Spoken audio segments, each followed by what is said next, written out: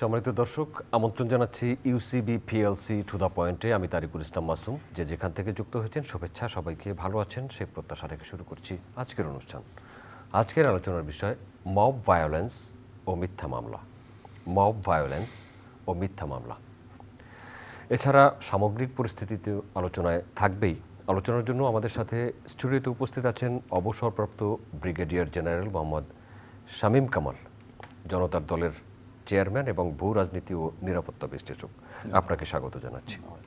সম্মানিত দর্শক, আমাদের সাথে আরও একজন সামরিক কর্মকর্তা, অবসরপ্রাপ্ত অবশ্যই, এম এ হক, অবসরপ্রাপ্ত কর্নেল এম এ হক উপস্থিত আছেন, যিনি chairman retired arm forces officers welfare association rava এবং রাজনীতি সামরিক বিশ্লেষক। দুজনকে স্বাগত জানাচ্ছি। একটা মিলিটারি শো মনে হচ্ছে। কেন মিলিটারি শো হবে কেন? আমরা এই দেশের নাগরিক, এ দেশের জন্ম, আমরা একসময় সামরিক বাহিনীতে ছিলাম। আমরা সবচেয়ে সুশৃঙ্খল কাতারের লোক। আমি শেষ করতে পারিনি। সামরিক বাট আমরা সিভিল বিষয়ে আলোচনা করব। শামীম কামাল, আপনার কাছ থেকে জানতে চাই, একটা পরিবর্তিত পরিস্থিতিতে 10 মাস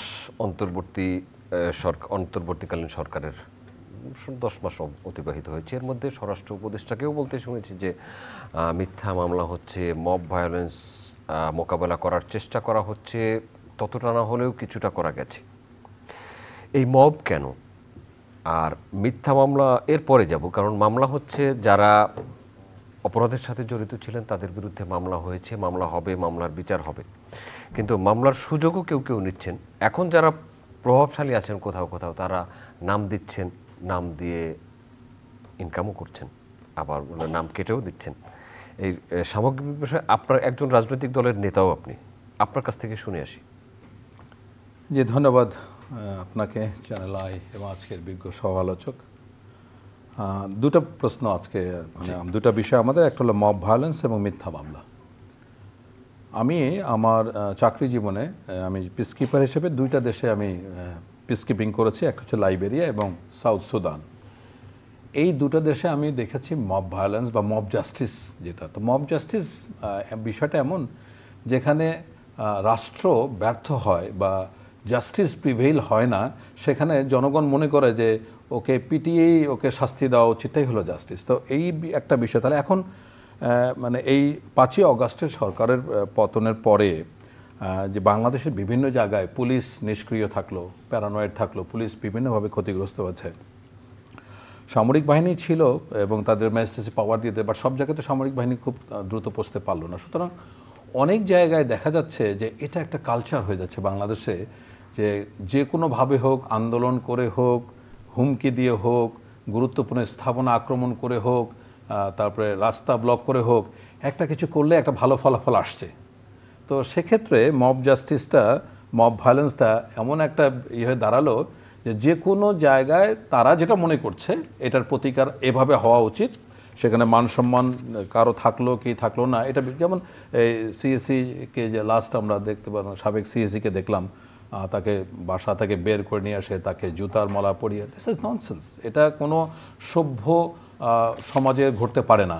তা প্রথম কথা হচ্ছে যে একটা অকার্যকর রাষ্ট্রে এই ঘটনাটা ঘটতে পারে, এবং সেক্ষেত্রে আমরা বলতে বাংলাদেশে খুব একটা কার্যকর রাষ্ট্র অবস্থা আছে আমরা এখন বিশ্বাস করছি না, বিকজ বাংলাদেশের রাষ্ট্র ব্যবস্থার যে বিভিন্ন অর্গান আছে পুলিশ সহ, সেগুলি এখন কার্যকরী হচ্ছে না। দ্বিতীয় বিষয়, আপনি দেখুন এই যে নগর ভবনে যেটা হচ্ছে, এই যে আপনার আমরা দেখলাম যে নগর ভবনে একটা জায়গা, দক্ষিণের নগর ভবন, সেখানে ইশরাক মেয়র এবং মাননীয় মেয়র উল্লেখ করে সাইনবোর্ড দিয়ে এতগুলি অফিসে তালা দিয়ে যে নাটকীয়তা হলো, এটার ফলাফলটা কি দাঁড়ালো? তো সেটা নিয়ে মানে রাষ্ট্র ভার্সেস রাজনৈতিক দল, বিশেষ ব্যক্তিত্ব, আসলে দিন শেষে লেজেগে পড়ে একটা বাজে একটা ব্যাপার দাঁড়ালো। যদি এতই প্রয়োজন হয় একটা নির্বাচন দিয়ে নতুন একজন অথবা অ্যাডমিনিস্ট্রেটর একজন নিয়োগ দিতেই পারতো।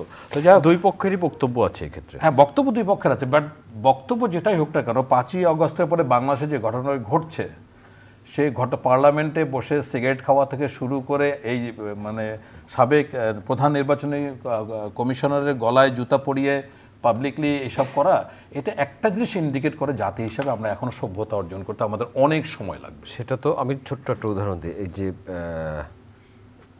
কৃষি ভবনের পাশে জাতীয় ফল উৎসব বা ফল মেলা হয়েছিল। এই এই এই এই 3-4 দিনের মধ্যে চলছে, কিন্তু এখানে আমরা দেখেছি যে সব মানুষ হুড়মুড় করে সব ফল যে যার মতো নিয়ে গেছেন, এবং পয়সা দেওয়া তো দূরে থাক, যেই মানুষগুলো স্টল সাজিয়েছেন তারাও অনেক ক্ষতির সম্মুখীন হয়ে এখান থেকে চলে যেতে বাধ্য হয়েছে। বিষয়টা হলো এই যে এখন কেউ কেউ মনে করছে যে এখন তাদের সময় দে শুড মানে গেট অল দ্য অ্যাডভান্টেজেস। আমি এখন আসলে একটা খণ্ডচিত্র দেওয়ার চেষ্টা করি। জি, সেটা হচ্ছে যে এটা আমার এলাকা লালমনিরহাট জেলার কালীগঞ্জ থানার একটা উপজেলায় যে কয়েকটা ঘটনা ঘটছে, এইটার যদি আমি একটা চিত্র দেই তাহলে আপনি এটা বুঝবেন।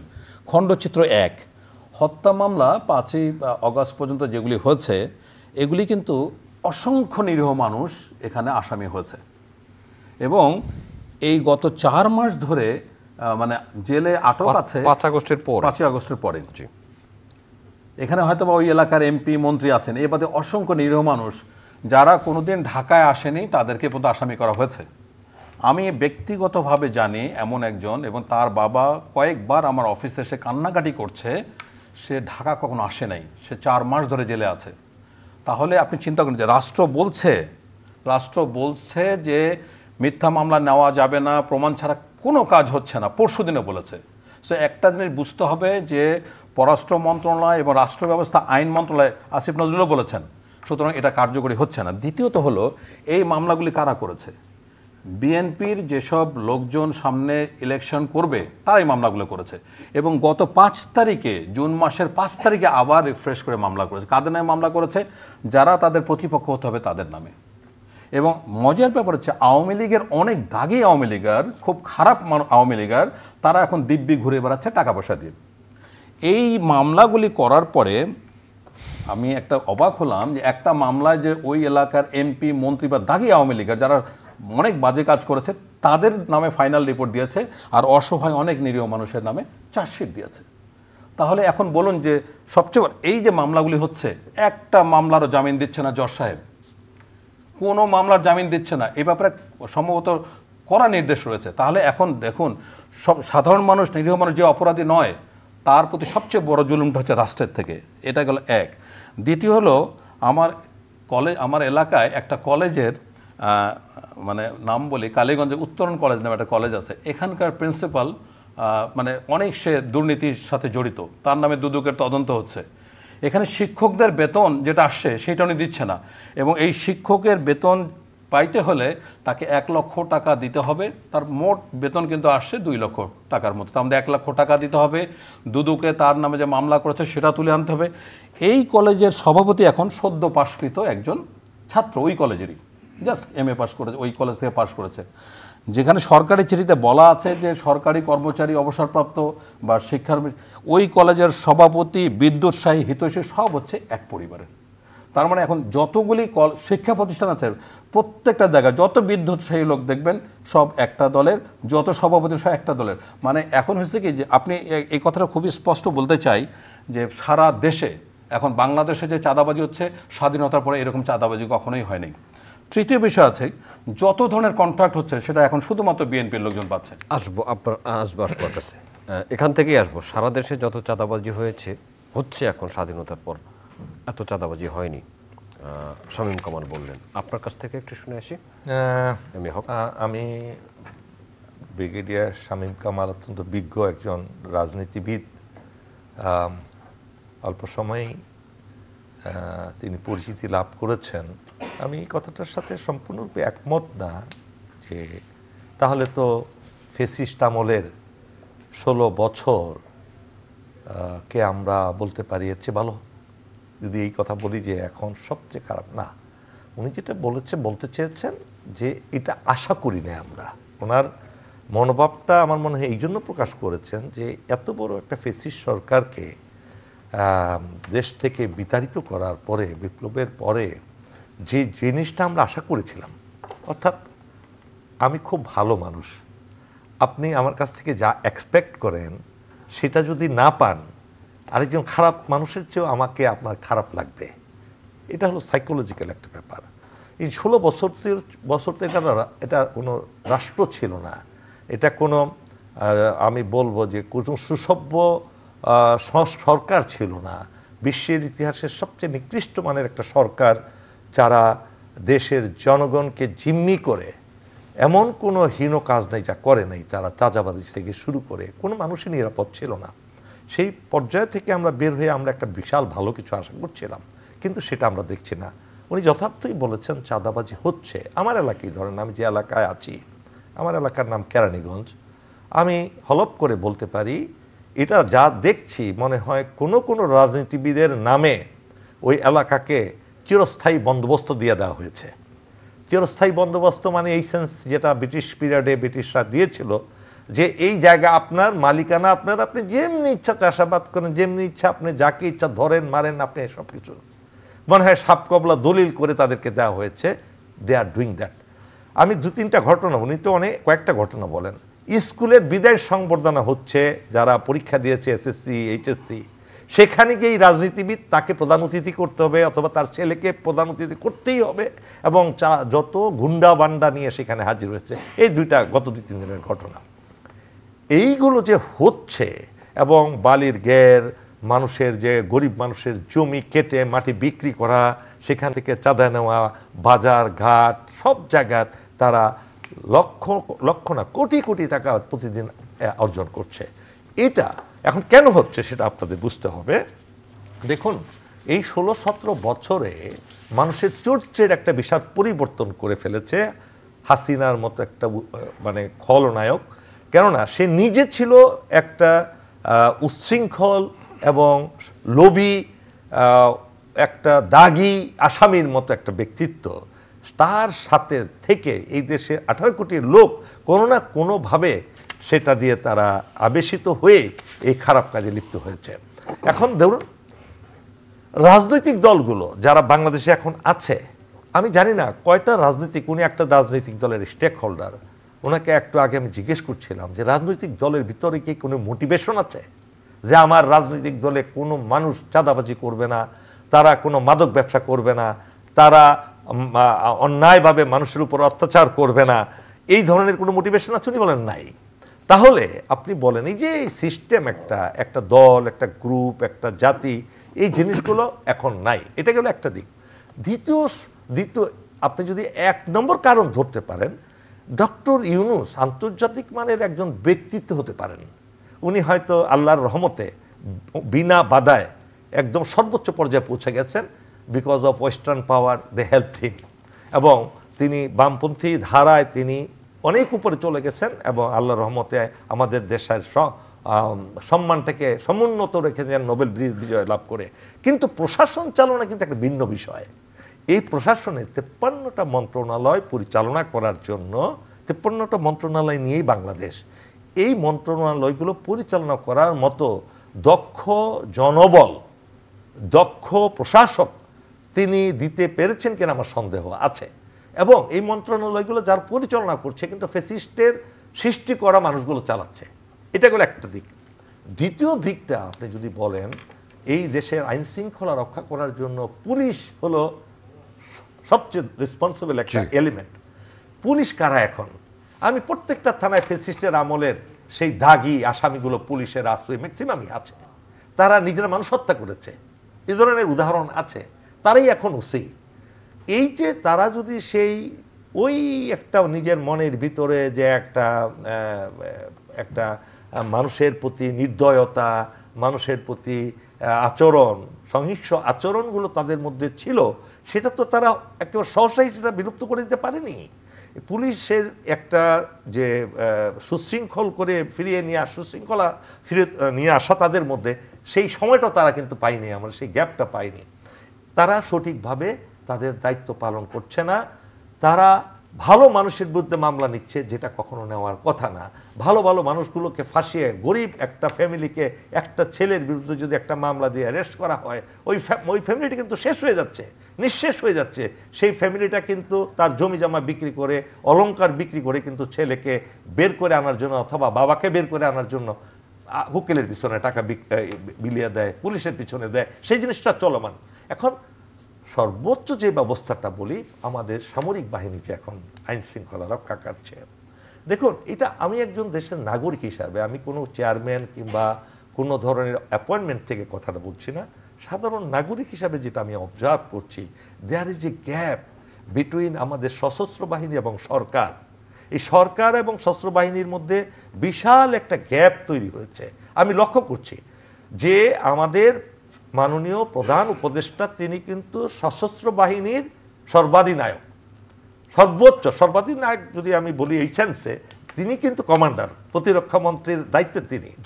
আগের প্রধানমন্ত্রীরা সব সময় এই ক্যান্টনমেন্টে যে একটা অফিস আছে সেনা সদরের পাশে সশস্ত্র বাহিনী বিভাগ, সেখানে লেখা আছে যে প্রধান উপদেষ্টার কার্যালয়।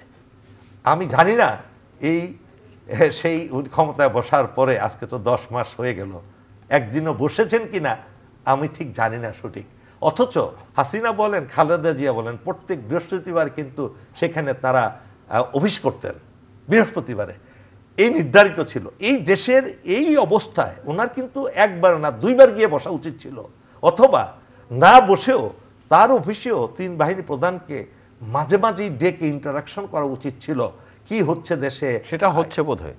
সেটা আমি তো দেখি না। আমি সাধারণ নাগরিক দেখতাম তো, পত্রিকায় পড়তে পারতাম, মিডিয়ায় আসতো যে প্রধান উপদেষ্টা 3 বাহিনী প্রধানের সাথে বসে বৈঠক করছেন এবং অন্যান্য স্টেক হোল্ডারদেরকে সাথে নিয়ে মন্ত্রী পরিষদের বৈঠক যতক্ষণ হয় 3 বাহিনী প্রধানও ওইখানে হাজির হয়েছেন। এখন কিন্তু স্বাভাবিক অবস্থা বিরাজ করছে না দেশে। এই সময় কিন্তু 3 বাহিনী প্রধান, বিশেষ করে সেনাবাহিনীর প্রধান হলেন সবচেয়ে গুরুত্বপূর্ণ ব্যক্তি, এটা ইগনোর করা হচ্ছে। আমি একটু শেষ করে দিচ্ছি। দেখুন, এই গুরুত্বপূর্ণ একজন স্টেক হোল্ডার, আমি যদি এটাও বলি যে সেনাবাহিনী হলো দেশের অভিভাবক, এই কথাটা কি খুব বেশি বলা হবে, উত্তক্তি হবে? কেননা আমি দেখেছি দেশ সৃষ্টি করেছে এই সেনাবাহিনী 1971 সালে। কোনো রাজনৈতিক নেতা কিন্তু সেই সময় নেতৃত্ব দেয় নাই যুদ্ধে, এটা সেনাবাহিনী দিয়েছে। তারপরে প্রতিটা কান্তি লগ্নে রাজনীতিবিদরাই সেনাবাহিনীর কাছে দৌড়ে গেছে দেশকে শৃঙ্খলা ফিরে আনার জন্য। 5ই আগস্টের উদাহরণ, সবাই কিন্তু সেনা সদরে গিয়েছে, কোনো রাজনৈতিক দলের অফিসে কেউ যায়নি, কারো বাসায় কেউ যায়নি, গেছে সেখানে।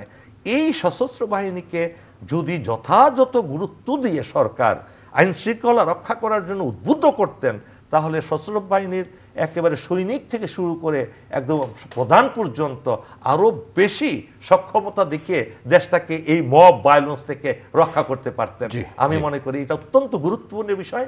আমার অনুষ্ঠান যারা দেখছেন, আমার কথাগুলো শুনছেন, আমার কথাগুলো যদি অনুধাবন করে থাকেন, আমার মনে হয় এখনো সময় আছে এই দেশটাকে অনতিবিলম্বে 1 সপ্তাহের মধ্যে এই দেশটাকে আবার এই মব ভায়োলেন্স থেকে উদ্ধার করা সম্ভব। আসবো আপনার কাছে শামীম কামাল। যে কথাগুলো বললেন এর মধ্যে একটা হলো western power help doctor Yunus to come to power, আর একটা হলো 3 বাহিনী ইগনোর হচ্ছে। আসলে কি তাই? না, এটা তো আপনার বিভিন্ন ধরনের ডাইমেনশন আছে চিন্তাভাবনার। হ্যাঁ, এটা থিওরি অফ কনস্পিরেসির মধ্যে আমরা বলতে পারি। হ্যাঁ, সেই প্রসঙ্গটা আমি আসছি, বাট তার আগে আমার যে অসমাপ্ত 2-1টা পয়েন্ট আছে সেটা বলে রাখি।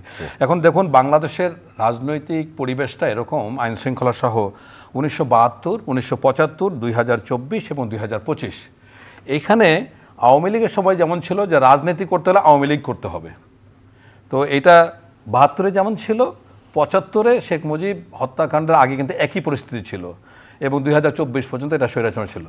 আমরা যে স্বৈরাচার থেকে মুক্ত পেলাম, এখন এমন একটা পরিস্থিতি হচ্ছে রাজনীতি করলে শুধু বিএনপি করতে হবে, অন্য কেউ মাঠে থাকতে পারবে না। This is one. সেকেন্ডলি হচ্ছে যে অন্যান্য যে 2-4টা প্রসঙ্গ বলছিলাম, যে আপনি এবার আমার এলাকার তামাক ব্যবসায়ীদের কথা বলি। তামাক ব্যবসায়ীরা ওখানে যে বিভিন্ন কোম্পানি তামাক কেনে, ওখানে বিএনপি ছাড়া অন্য কোনো দলের লোক তামাক দিতে পারবে না। সো এখানে যে কত ধরনের অনিয়ম, নিম্নমানের তামাক, তারপর সেটা যত ধরনের কাজ হচ্ছে, যত টেন্ডার হচ্ছে, শুধুমাত্র বিএনপির লোকজনকে এখন করতে হচ্ছে। আপনি বের করে দেখেন, একটা জায়গায় আপনি আমাদের এই অনুষ্ঠানে বিএনপির কেউ নাই, থাকলে তিনি জবাব দিতে থাকলে পারতেন। মানে আপনি অনেক আসবে, আপনি তাদেরকে প্রশ্ন করতে পারেন। আমার কথা মিথ্যা হলে আপনি বলেন যে এটা আপনি ঠিক বলছেন না, আমি ওটা উইথড্র করে নেব। এখন কথা হচ্ছে যত ধরনের কাজ, একটা উপজেলা পর্যায়ে একটা টেন্ডার, ছোট টেন্ডার, ওখানে 50টা গ্রুপ, তাহলে 50 জনে বিএনপির, অন্য কোনো দল নেই। খুবই মজার, আমার এলাকায় বিএনপির কাজ যেটা করছে সেখানে আবার চাঁদাবাজি করছে এনসিপির লোকজন। তার মানে হলো কি, বাংলাদেশে স্বাধীনতার পর থেকে যে রাজনৈতিক দল হলে চেতনা নিয়ে ব্যবসা বাণিজ্য করে যাচ্ছে, এইটা হলো দুর্ভাগ্যজনক। আচ্ছা, এখন আমার যে প্রসঙ্গটা আপনি আসলেন, দেখুন প্রকারণটা আমি এই গত ঈদের সময় আমি যখন এলাকায় গেলাম, আমি আমার এলাকায় একটা ভিজিট করলাম। তিস্তা নদীর পাড়ে কয়েকটা গ্রাম দেখলাম, বৈরাতি নামে একটা জায়গা। এখানকার মানুষ আমার হাত ধরে কান্নাকাটি বন্ধ করছে যে স্যার আমরা মারা যাচ্ছি। 7-8টা গ্রাম প্রত্যেক বছর পানিতে তলিয়ে যায়। ইভেন ফকির মিসকিন পর্যন্ত ওখানে 2 টাকা সাহায্য দিয়ে তারা নিজের একটা বাঁধ বাড়াচ্ছে। ওরা যে 1 কোটি টাকা হলে এখানে কিন্তু একটা মোটামুটি বাঁধ দিয়ে মানে কয়েক হাজার মানুষ, এদিকে কারো কোনো ভ্রুক্ষেপ নাই। আপনি খেয়াল করুন সাধারণ মানুষ যে কতটা নির্যাতিত, কতটা নিষ্পেষিত। তাহলে সেখানে এগুলি বাদ দিয়ে বাংলাদেশ কোন দিকে যাচ্ছে? স্যার যেটা বললেন যে আমাদের কত বড় একটা প্রত্যাশা নিয়ে আমরা শুরু করেছিলাম, বাট আমার কাছে মনে হচ্ছে যে আমরা যেখানে ছিলাম আরও ভয়ঙ্কর অবস্থার দিকে যাচ্ছি। তো যাই হোক না কেন, আমাদের এটা মানে বড় একটা ইয়ে থাকতো যদি বিএনপির, তাদের নিয়ন্ত্রণ নাই, কোনো লেভেলের নেতৃত্বের কোনো নিয়ন্ত্রণ নাই। তাহলে এক হলো যে তারা হয়তো এটা সুবিধা নিচ্ছেন, তারাও সেই চাঁদার ভাগ তারাও নিচ্ছেন, অথবা তারা নিয়ন্ত্রণ করতে পারছেন না। তো যাই হোক, এভাবে বিএনপির পক্ষ থেকে অনেক নেতাকর্মীদেরকে কিন্তু বহিষ্কার করা হয়েছে। এটা বহিষ্কার করা হচ্ছে, কিন্তু এখন এটা খুবই সিম্পল। কয়টা ঘটনা, কয়জনকে বহিষ্কার করা হচ্ছে? আপনি দেখুন এই যে প্রধান নির্বাচনী কমিশনারকে যে ইয়েগুলো, সেটা আজকে বেল হয়েছে। সো দ্যাট ইজ বাংলাদেশ, এভাবেই চলবে। আজকে বিচারপতিরা অনেক মামলা খারিজ করে দিচ্ছেন। আজকে খালেদা জিয়ার বাসার মিউটেশনের কাগজ সরকার পৌঁছে দিচ্ছে। এই তো মানে যদি ঘটনা, একটা হাইপোথেসিস চিন্তা করেন, যদি আপনার 5-7 বছর পর আবার কখনো আওয়ামী লীগ ফিরে আসে, পুরো ঘটনা উল্টে যাবে না? আজকে যারা বিচারপতি আছেন, আজকে যারা নির্বাচনী কমিশন বিভিন্ন গুরুত্বপূর্ণ দায়িত্ব আছেন, তাদের কি পরিণতি হবে? বিকজ আমরা ওই সিস্টেম ডেভেলপ করতে পারি নাই। তো এখন কথা, আপনি যে প্রসঙ্গটা আসলেন সেটা খুবই গুরুত্বপূর্ণ, যে আইন শৃঙ্খলা পরিস্থিতির ক্ষেত্রে সেনাবাহিনীর সাথে স্যার যেটা বলেন, আমার ধারণাটা গ্যাপ আছে। আমার রাজনৈতিক দল জনতার দল আমরা প্রথম যেটা প্রেস কনফারেন্স করেছিলাম যে সেনাবাহিনীর যে ম্যাজিস্ট্রেসি পাওয়ার দেওয়া হচ্ছে সেটা ব্যবহার হচ্ছে না।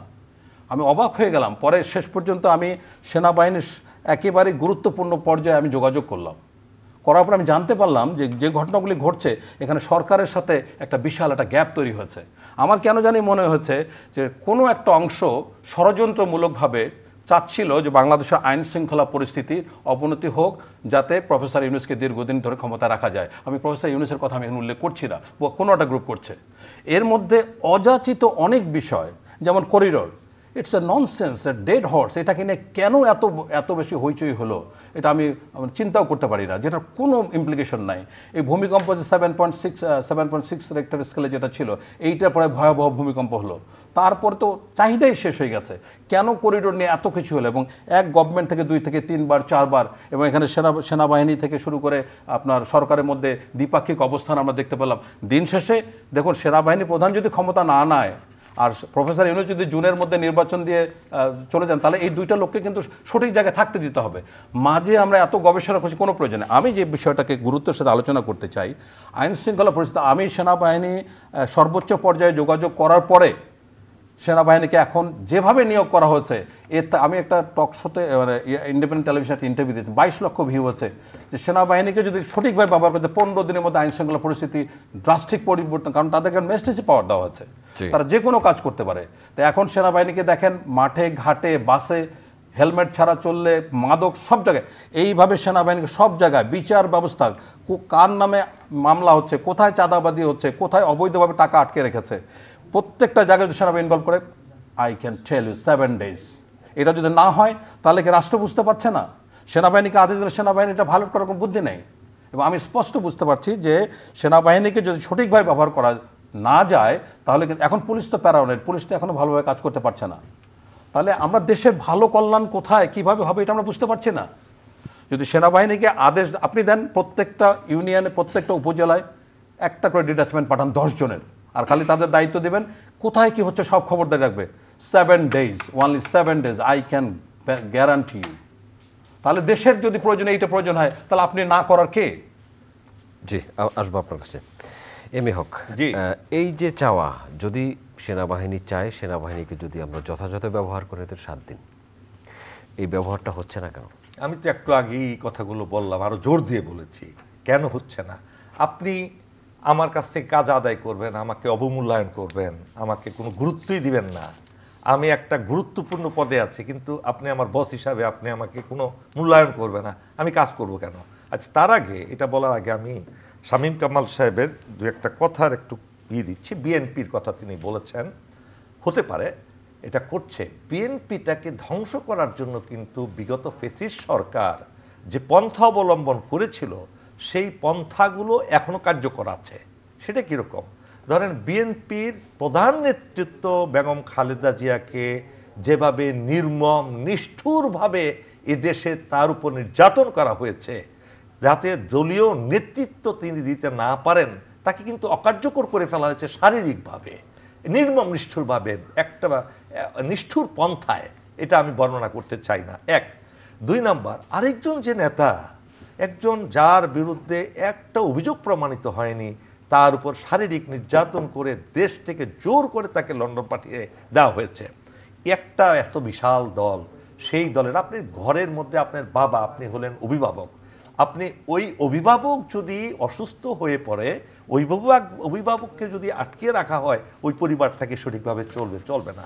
এখন বিএনপির যে কিছু কিছু বিশৃঙ্খল বা উচ্ছৃঙ্খল নেতা আছে, তারা কিন্তু এমনভাবে অপ্রতিরোধ্য হয়ে গেছে because of absent of the leadership. এই লিডারশিপটা যখন আবার কার্যকরী করা হবে, এটা কিন্তু সেই দল, মরহুম রাষ্ট্রপতি জেনারেল জিয়াউর রহমান প্রতিষ্ঠিত একটা দল। আর তিনি কে ছিলেন? তিনি এমন একটা দল করে গিয়েছিলেন যে দল চাঁদাবাজি শব্দটাই জানতো না, যে দল দেশের উন্নয়ন ছাড়া কিছু বুঝতো না, যে দল দেশপ্রেম শিক্ষা দিত সবাইকে। জিয়াউর রহমানের সেই মোটিভেশনাল অথবা ডিরেকশনাল ক্যাপাসিটিও ছিল, এভাবে দলটাকে প্রতিষ্ঠিত করেছেন এবং খালেদা জিয়া পর্যন্ত সেই দলটাকে ঠিক রেখেছিলেন। কিন্তু তাকে অসুস্থ করা হয়েছে ফ্যাসিস্ট হাসিনা এবং প্রতিবেশী দেশ ইন্ডিয়া, যাতে এই দলটা কার্যকরী ভূমিকা না রাখতে পারে। এবং আমার তো মনে হয় অনেক নেতাকেই আমাদের প্রতিবেশী দেশ কিনে ফেলেছে, সেই জন্য তারা বিএনপির হয়ে কাজ করছে না, বিএনপির আদর্শ অনুযায়ী কাজ করছে না। বিএনপির নেতা জেনারেল জিয়াউর রহমানের 1 টাকা খরচ করার আগে, রাষ্ট্রীয় টাকা খরচ করার আগে 10 বার চিন্তা করতেন। উনি তার মন্ত্রী পরিষদকে উপদেশ দিতেন, তোমরা কোনো অনাহত খরচ করবে না। উনি বিমানবন্দরে একা যেতেন, একা আসতেন। এই যে উনি এই চর্চাগুলো করে গেছেন, সেই দলের কি জন্য এখন উচ্ছৃঙ্খলতা হয়েছে, এটা পরিকল্পিত। এখন আসেন আর্মির সাথে যে গ্যাপ, একটা উদাহরণ দিই, ছোট্ট উদাহরণ। 5ই আগস্ট কারা সৃষ্টি করেছে? এটা আর্মি। আপনি তো এটা সবাই জানে, আর্মি। জেনারেল ওয়াকার সেদিন যদি এই স্ট্যান্ড না নিতেন, দেশটা আর এই অবস্থায় থাকতো না। এই জেনারেল ওয়াকারকে কতটুকু অবমূল্যায়ন করা হচ্ছে, এটা একটু উদাহরণ দিই। আমাদের উপর ভর করে সিভিল প্রশাসনের শতভাগ লোক তথাকথিত বঞ্চিতের নাম নিয়ে 3টা 4টা প্রমোশন নিয়ে, আর্থিক সুবিধা নিয়ে বহাল তবিয়তে তারা দায়িত্ব পালন করছে। পুলিশের 13-14 বছর চাকরি থেকে বিচ্ছিন্ন থাকা অবস্থায় তারা 3-4টা প্রমোশন নিয়ে দায়িত্ব পালন করছে। আমাদের সেনা প্রধান, নৌবাহিনী প্রধান, বিমান বাহিনী প্রধান এই বঞ্চিত অফিসারদেরকে, যারা ফ্যাসিস্ট হাসিনাকে, যাদেরকে ফ্যাসিস্ট হাসিনা ছুঁড়ে ফেলে দিয়েছিল, তাদের প্রত্যেকের কথা শুনে তাদের একটা ফাইল তৈরি করে তাদের জন্য রিকমেন্ডেশন দিয়ে ফাইলটা পাঠিয়েছে প্রধান উপদেষ্টার কার্যালয়ে। আজকে আমি দর্শক শ্রোতাদের উদ্দেশ্যে বলতে চাই, আর্মি কি এতই অবহেলিত? এই ফাইল এখন পর্যন্ত অ্যাপ্রুভ হয় নাই, এবং এটা কি কারণে অ্যাপ্রুভ হয় নাই সেটা আমাদেরকে জানানো হচ্ছে না। আমি আজকে রাওয়ার চেয়ারম্যান হিসাবে কথাটা বলতে চাচ্ছি। আমার কাছে শত শত অফিসাররা আসছে, কেন সবাই হয়ে যদি গেল, বাংলাদেশের সকলদের দাবি দাওয়া আদায় হয়ে গেল, আমরা কি মিছিল মিটিং করি না বলে কি আমাদেরটা হবে না?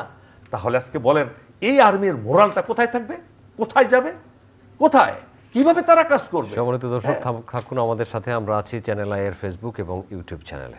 জি সরি, শেষ হয়নি। আপনি দেখুন, আমি স্যার এখানে একটা কথা যোগ করতে চাই। আমি কিন্তু প্রতিবাদ করে স্বেচ্ছা অবসরে চলে গেছি, আমিও বঞ্চিত। আমারও তো একটা কথা আছে, আমার একটা থাকতে পারে। যে ওই সেনাবাহিনী তো, সরকার তো কখনো উদ্যোগ নেয় না যে এই অফিসারের প্রতি অন্যায় করা হলে তাদেরকে ফিরিয়ে দেওয়া হোক। তুমি তো একা না, এরকম অনেক অফিসার আছে। তুমি তো একা না। শোনো, আজকে তো আমি রাওয়ার চেয়ারম্যান হিসাবে তো এই জিনিসগুলো আমার কাছে ঘনিষ্ঠভাবে আমি জানি। আর তুমি অন্তত জানো শামীম কামাল, আমি সেই 10 সালে আমার মতো অনেক অফিসারকে ফোর্স রিটায়ারমেন্টে পাঠানো হল বিনা কারণে ফোর্স রিটায়ারমেন্ট পাঠিয়েছে। আমরা তো কোনো অন্যায় করিনি। অন্যায় করলে তো আমাদের কোর্ট মার্শাল হতো, আমরা বাড়ি যাইতাম।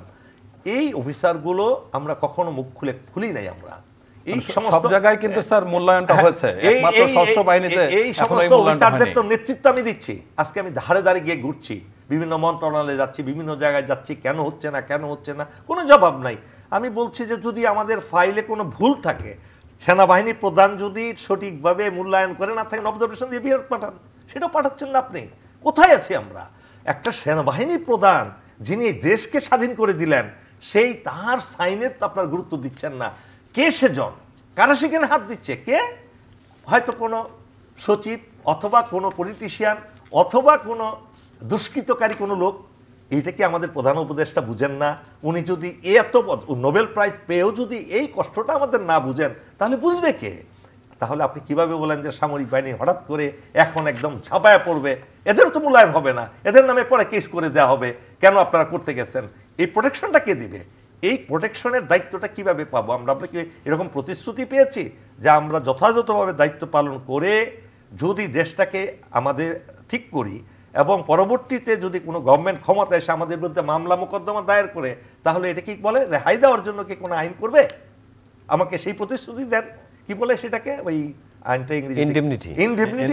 এই ধরনের সরকার কি প্রতিশ্রুতি দিয়েছে আপনারা আপনাদের সঠিকভাবে দায়িত্ব পালন করলে কোনো ক্ষতি কেউ করতে পারবে না আমাদের? এই ধরনের কোনো ঘোষণা কারো কাছ থেকে পেয়েছেন? পান নাই। সুতরাং আপনাদেরকে গভীরে যেতে হবে প্রত্যেকটা জিনিসের। দেখুন, একটা জিনিস ভুলে গেলে চলবে না। আমি শামীম কামালকে বলবো, আমার অত্যন্ত স্নেহভাজন একটা ব্যক্তি, আমাদের ভাইরাসের আক্রমণ, আমাদের ভাইরাসকে আমাদের প্রতিবেশী দেশ, ক্যান্সারের ভাইরাস, ক্যান্সার সবচেয়ে দুরারোগ্য ব্যাধির ভাইরাস, তারা কিন্তু বসে নাই।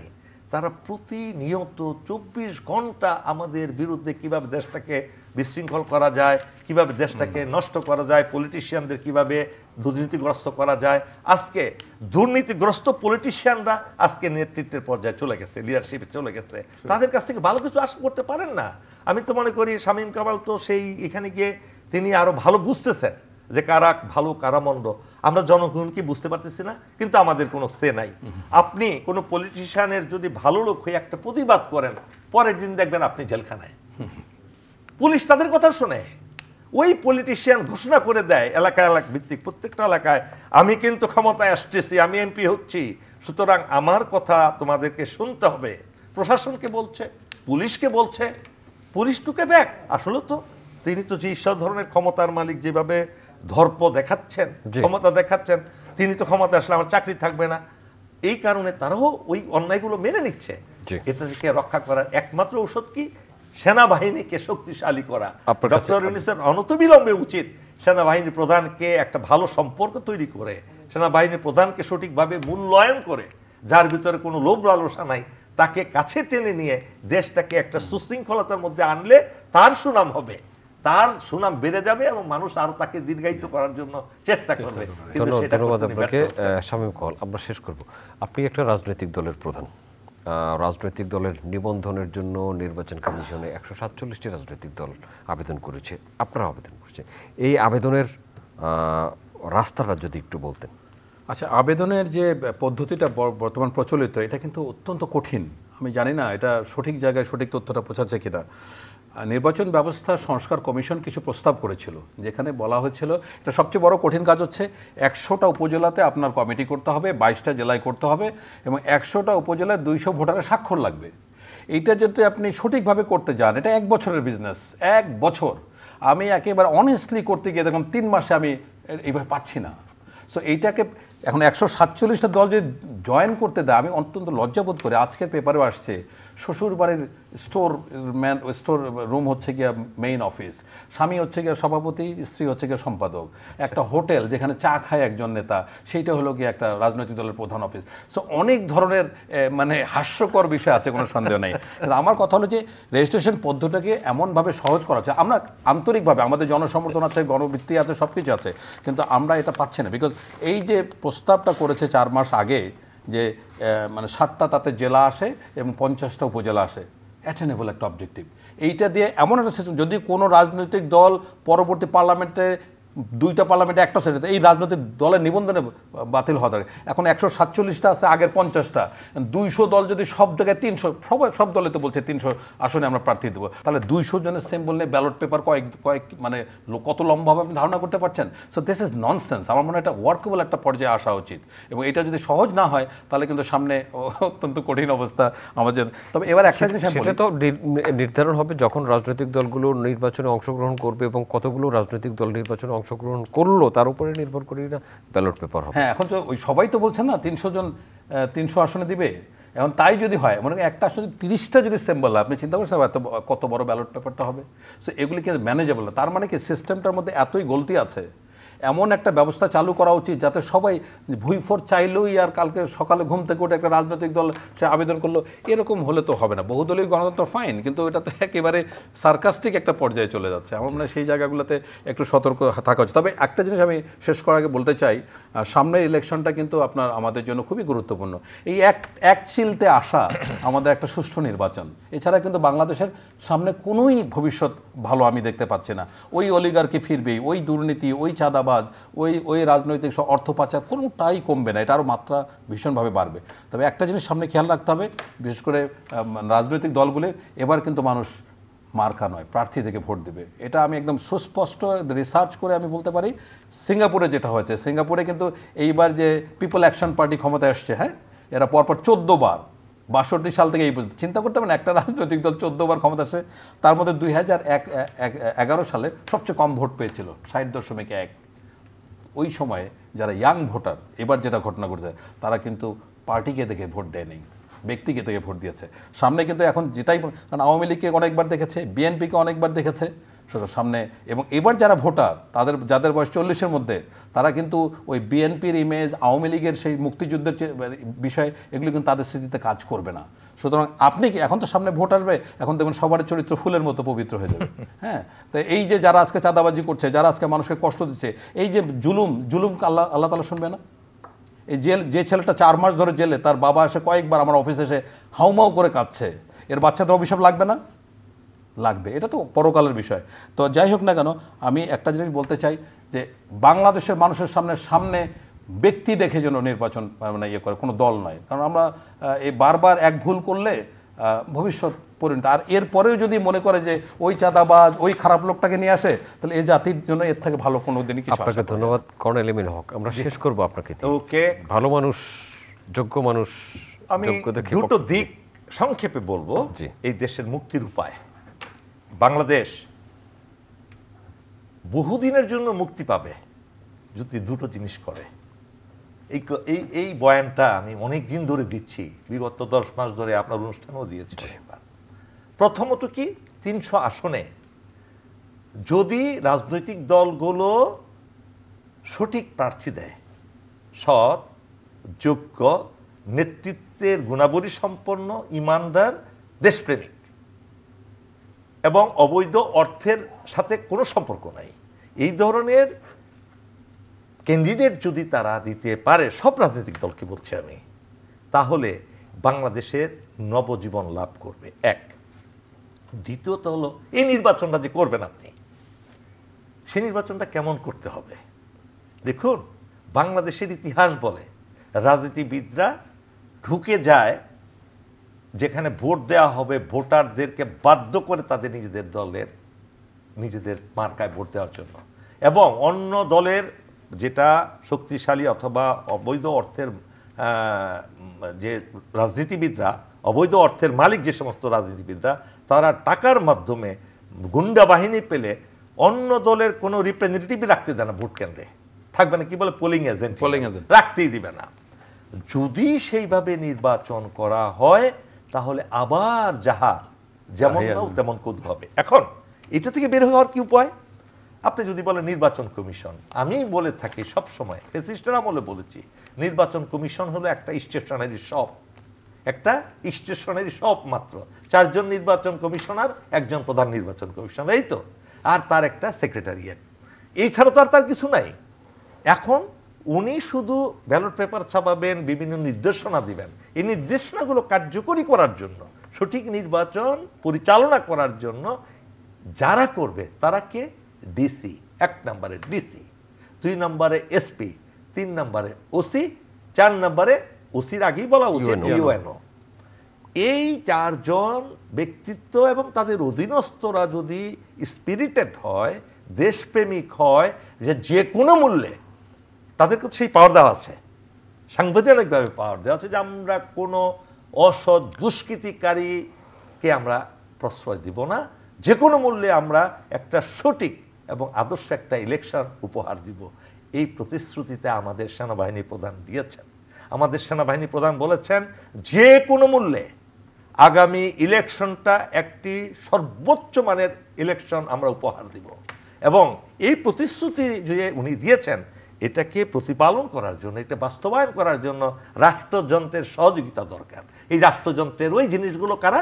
ওই যে আমি 4 জনের নাম বললাম, তাদের সহযোগিতা পরিপূর্ণভাবে থাকলে এবং আমাদের সেনাবাহিনীকে সম্পৃক্ত করতে পারলে সম্পূর্ণরূপে, যে কোনো চাঁদাবাজ দুষ্কৃতিকের এই রাজনীতিবিদ যাদের ট্র্যাক রেকর্ড খারাপ সবগুলো অ্যারেস্ট করতে হবে আগে, যাতে তারা মাসেল পাওয়ার দিয়ে নির্বাচন কেন্দ্র দখল করতে না পারে, মানুষকে বাধ্য করতে না পারে টাকা পয়সা দিয়ে, অবৈধ অর্থ দিয়ে তাদেরকে উদ্বুদ্ধ করার জন্য, তাদেরকে ভোট দেওয়ার জন্য।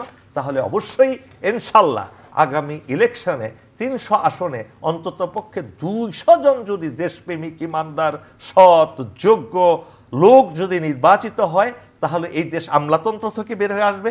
এমন যেমন 53টা মিনিস্ট্রি চালা চামলারা এবং ওই আমলারা আকণ্ঠ দুর্নীতিগ্রস্ত, সবাই না, 2-4 জন ভালো থাকতে পারে, ম্যাক্সিমাম এই দুর্নীতিগ্রস্ত এবং তাদেরকে কেউ দেখেও না। পর্দার আড়ালে যত অঘটন ঘটাইয়া ঘটন পটিয়সী তারা, এদেরকে সাইজ করার জন্য, এদেরকে পরিচালনা করার জন্য যোগ্য রাজনীতিবিদ, লিডার দরকার। সেই লিডার হবে এই রাজনীতিবিদরা যাদের কথা আমি বললাম। এবং আশা করি আমার কথাগুলো শুনছেন প্রিয় দেশবাসী, আপনারা অবশ্যই, এবং রাষ্ট্রযন্ত্র শুনছেন এই কথাগুলো যদি সঠিকভাবে, কারণ আমার বয়স হয়েছে, আমার এখন পৃথিবীতে যাওয়ার সময় আমার বিশাল অভিজ্ঞতা দিয়ে আমি কথাগুলো বলছি, এই কথাগুলোকে আপনারা মূল্যায়ন করে সঠিকভাবে আগামী ভালো ইলেকশন একটা উপহার দেন দেশকে। অবশ্যই ইনশাআল্লাহ এই দেশ শান্তির দেশ হবে ইনশাআল্লাহ। ধন্যবাদ colonel M A Haque, brigadier general অবসরপ্রাপ্ত মোহাম্মদ শামীম কামাল। সম্মানিত দর্শক, এতক্ষণ আমাদের সাথে থাকার জন্য কৃতজ্ঞতা। আগামী অনুষ্ঠান দেখার আমন্ত্রণ রইল, দেখা হতে পারে সেই অনুষ্ঠানে। ভালো থাকবেন সবাই, আপনাদের সবার জন্য অনেক অনেক শুভকামনা।